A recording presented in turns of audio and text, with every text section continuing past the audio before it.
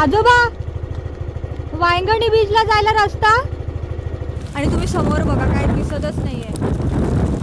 किती एकदम भयानक वाटतोय बघा समुद्र. आणि समोर पोलीस पण आलेत.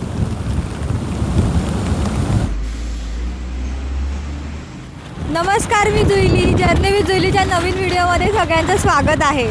तुम्ही आता बघू शकता माझ्या मागे भरपूर वारा वाहतोय आणि मी आता सध्या आहे भाटे ब्रिजवर. इथून आपण आज एक नवीन स्पॉट एक्सप्लोर करणार आहोत, जो स्पॉट जास्त लोकांना माहीत नाही आहे. तर चला बघूया कोणता स्पॉट आहे तो.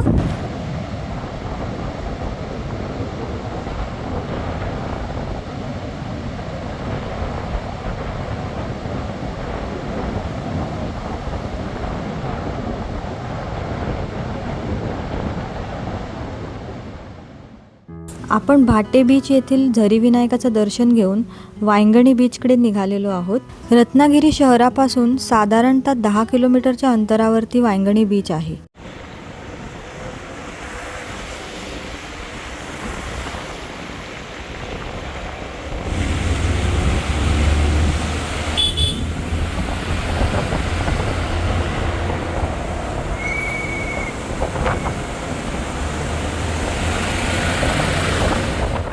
पावसाळा हा निसर्गाचे सौंदर्य खुलवणारा ऋतू आहे. या दिवसात हिरवीगार झाडे, धबधबे, धुक्यांचे झाकलेले डोंगर, गार वारा मनाला आनंद देतात. त्यामुळे पावसाळ्यात भटकंती करण्याची मजा वेगळीच असते. मात्र पावसाळ्यात भटकंती करताना सुरक्षिततेची काळजी घेणे आवश्यक आहे. घसरड्या वाट्यांवर सावधपणे चालणे, हवामानाचा अंदाज घ्यावा आणि परिसर स्वच्छ ठेवण्याची जबाबदारी ही पाळावी.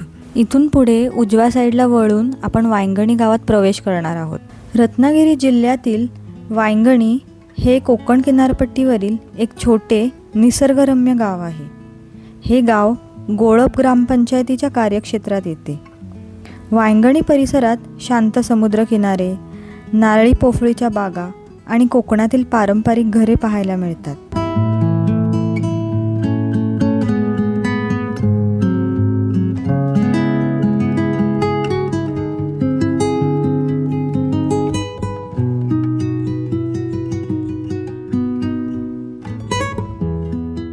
पुढे गेल्यावर वायंगणी गावातील जिल्हा परिषदेची शाळा दिसली. त्याच्याच मागे एक मंदिरसुद्धा आहे. पुढे इथे काही काकू बसलेल्या, त्यांना आम्ही वायंगणी गावातल्या बीचवर जाण्याचा रस्ता विचारला. बीच कुठे आहे? वरून आहे, वरच्या रस्त्याने. ओके ओके, चालेल, थँक्यू. इथे आल्यावर आम्हाला कळलं की आम्ही रस्ता चुकलोय, पण ठीक आहे, त्यानिमित्ताने गाव तरी बघता आलं. आल्या मार्गाने आम्ही परत मागे निघालो.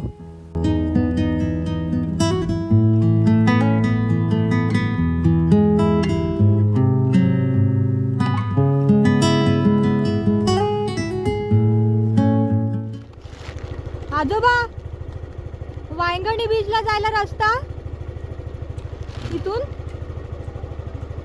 ठीक आहे, चालेल, थँक्यू. आपण आता शेलार स्टॉपजवळ पोहोचलेलो आहोत आणि इथे डावीकडे वळून वायंगणी बीचकडे निघालेलो आहोत.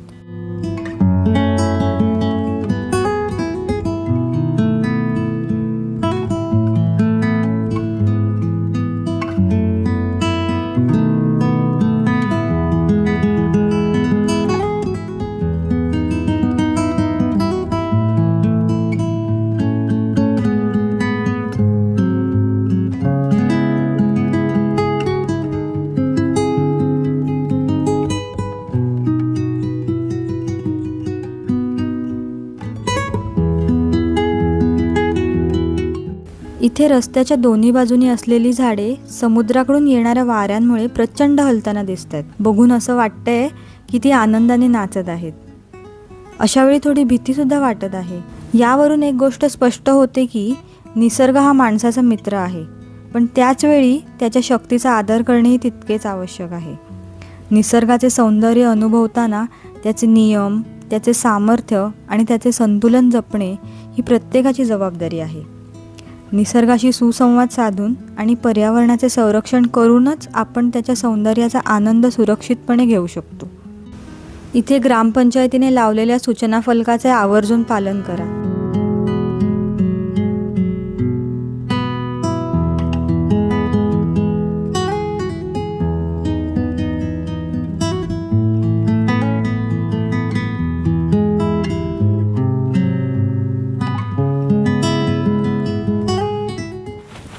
आपण आता पोहोचलेलो आहोत वायगणी बीचवर. तुम्ही बघू शकता एवढा समुद्री वारा वाहतोय, भरपूर समुद्राला उधाण आले. बघू शकता किती हवा येते. मी काय जास्त जवळ जाणार नाहीये, मी एका सेफ डिस्टन्सवर आहे. आणि इथे एक खाऊचा स्टॉल आहे, तिथे जाऊन मी जरा उभी राहते. म्हणजे तिथे हा खाऊचा इथे एक हे आहे, स्टॉल आहे, तिथे जाऊन मी आता थांबले. कारण तिथे थोडं भीतीसारखं वाटतंय. वरती झाडं पण आहेत ना, नारळाची ती हलत आहेत. नारळ बिरळ डोक्यात पडायची भीती वाटते. तर इथे थोडं सेफ आहे. तर इथे ना हवा पण थोडी कमी लागते तिकडच्यापेक्षा. तिकडे थोडी जास्त रिस्क वाटते. आणि तुम्ही समोर बघा, काय दिसतच नाही आहे. किती एकदम भयानक वाटतोय बघा समुद्र, किती याची ताकद आहे. मागच्या व्हिडिओमध्ये आपण बघितलेलं तर तेव्हा तो थोडासाच अशांत होता, पण त्याचा आता रौद्ररूप एकदम दिसतंय क्लिअरली. खरं तर आहे ना, हा एवढा सुंदर स्पॉट आहे. इथे कचरा पण दिसतोय मला, ही खूप वाईट गोष्ट आहे. मागे पण मी एक व्हिडिओ बनवलेला मिऱ्याचा, एक स्पॉट दाखवले, तर त्याच्यामध्ये मला बऱ्याच जणांनी कमेंट केलेली की तू हे एक असे स्पॉट दाखवतेस तर लोक येतात तिथे, दाखवू नकोस, खूप कचरा करतात. तर मग मी असं सांगू इच्छिते की स्पॉट हे आधीपासूनच आहेत. फक्त काय आहे की जी लोक येतात ही त्यांची जबाबदारी आहे की त्यांनी कचरा करू नये. आणि आपले हे असे सुंदर बीच, आपला सुंदर निसर्ग आपण फक्त अनुभवूयात आणि त्याची काळजी घेऊयात. आणि अजून एक गोष्ट, सध्या पावसाळा आहे आणि मी इथून रत्नागिरीहून माझ्या राजापूरच्या गावी जात होते. हे मध्ये वाटेतच आहे, त्यामुळे मी आलेले. मी बीचवर आले आहे, पण तुम्ही येऊ नका. मी जरी आले असले तरी मी ज्या समुद्रात जात नाही आहे, एकदम व्यवस्थित डिस्टन्सवर आहे. आणि मी मुद्दाम व्हिडिओ करते कारण की लोकांना कळावं की यावेळी येणं किती खतरनाक असतं अशा ठिकाणांवर. तर त्यामुळे तुम्ही पावसाळ्यामध्ये मात्र येऊ नका बीचवर.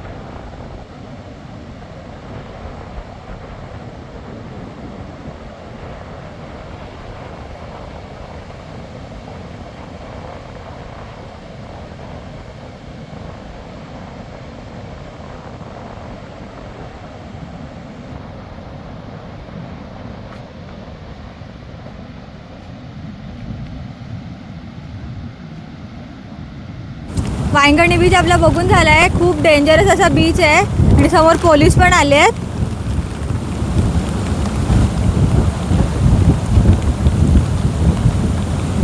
तर पावसाळ्यात येऊच नका शक्यतो.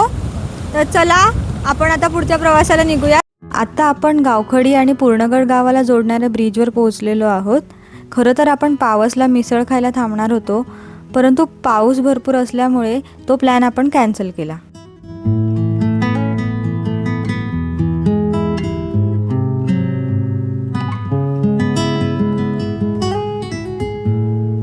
आत्ता आपण आडिवरेला पोहोचलेलो आहोत आणि इथला फेमस गरमागरम वडापाव खाऊयात.